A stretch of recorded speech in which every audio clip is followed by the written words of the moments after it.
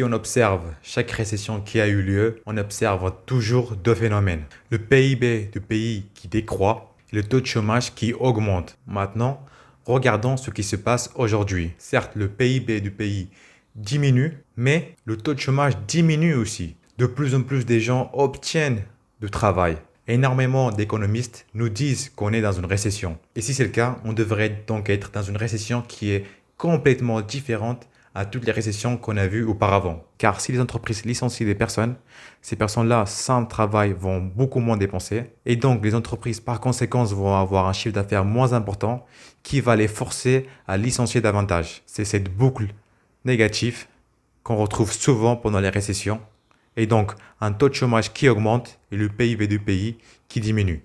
Une récession peut commencer sur l'un de ces trois points qui constituent cette boucle négative. Au jour d'aujourd'hui, si on regarde la courbe qui illustre la confiance des ménages, qui est une mesure pour savoir à quel point les ménages ont confiance sur l'économie actuelle, on peut constater que la confiance a dramatiquement diminué et donc par conséquent, les ménages veulent moins dépenser, notamment à cause de la situation actuelle de l'inflation qui a fait exploser les prix de énormément de produits. À cause de cette frustration des ménages causée par l'inflation, on pourrait voir une baisse de la demande qui aurait des effets néfastes sur les entreprises et par conséquent, ces entreprises-là devront licencier et donc voir un changement de tendance sur la courbe de taux de chômage et commencer à augmenter au lieu de diminuer. Cependant, si on regarde les données, on peut constater que les entreprises sont dans une situation économique très stable, voire très bien. En effet, sur ce graphe-là, on voit le bénéfice moyen des entreprises. Le bénéfice moyen des entreprises, en ce moment, se situe dans une position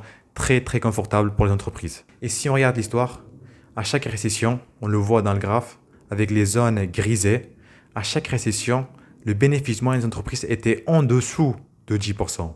Or, aujourd'hui, on est largement au-dessus de 10%. Cette santé économique forte des entreprises pourrait peut-être leur permettre de continuer leur activité sans devoir licencier des employés, même s'il y a une diminution de la demande. En effet, les entreprises en ce moment, ils ne cherchent pas à licencier, mais plutôt à embaucher. On constate que le nombre de postes libres ne fait qu'augmenter et énormément d'entreprises se retrouvent dans une situation où ils n'ont pas assez de ressources. Ils n'arrivent pas à trouver des gens à embaucher. On pourrait donc se demander comment est-il possible que le PIB diminue alors que l'offre de travail est très forte en ce moment. L'une des raisons, c'est parce que pendant la pandémie, les banques centrales ont stimulé l'économie pour aider les États. Cette aide des banques centrales a provoqué une augmentation de la richesse des États et donc une hausse de la demande qui par conséquent va faire augmenter l'inflation mais aussi augmenter l'offre de travail.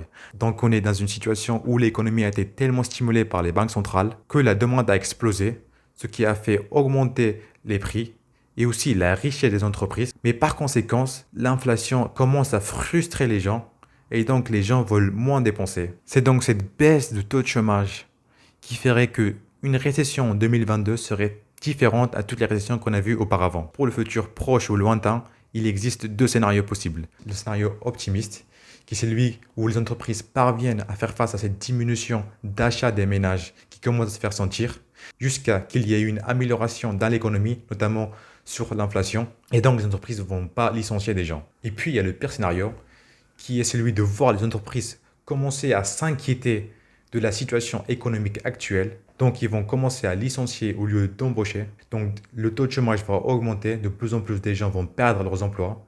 Et en même temps, le PIB du pays va descendre. Et c'est là où on aura une récession similaire aux précédentes. Messieurs, dames, merci beaucoup. Abonnez-vous et à bientôt.